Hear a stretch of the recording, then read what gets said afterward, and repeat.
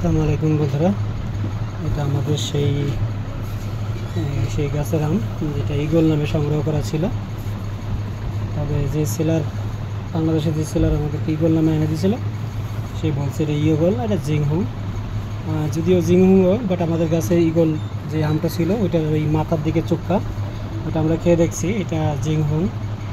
যদি জিংহুং হয় তবে আর একটা কথা বলি, আমাদের দেশে যে কিউজাই, এটা আর ওটা কিন্তু এক না। কিউজাই কিন্তু কাঁচা অবস্থায় খাওয়া যায় না, এটা কিন্তু কাঁচা অবস্থায় আপনি খাইতে পারবেন, একবারে মিষ্টি, কোনো টক ভাব নাই।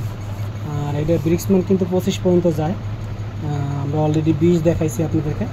এই আমরা কালার হওয়ার জন্য আমরা অপেক্ষায় আছি, কারণ ওই আমরা পুরোপুরি কালারফুল ছিল না, বিধায় আমরা আগেই পেরে ফেলাইছি। এখন এই আমটা আমরা আজকে বা 2-1 দিনের ভিতরে কাটলে ইনশাল্লাহ আপনাদের দেখাবো যে এটার পরিস্থিতি কি, ভিতরে যে কালার চলে আসছে। এরকম একটা আম যদি এই সিজনে পাওয়া যায়, মিষ্টিটা যদি 25 আসে, তাহলে আমার মনে হয় যে আর কিছু লাগে না।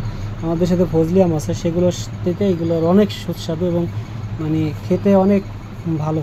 বিশেষ করে আপনার পেঁপে, পাকা পেঁপে খাইতে যেরকম লাগে, এটাও সেম প্রায় তার চেয়ে একটু বেশি স্বাদ আমার মনে হয়, কারণ আমরা খেয়ে দেখছি।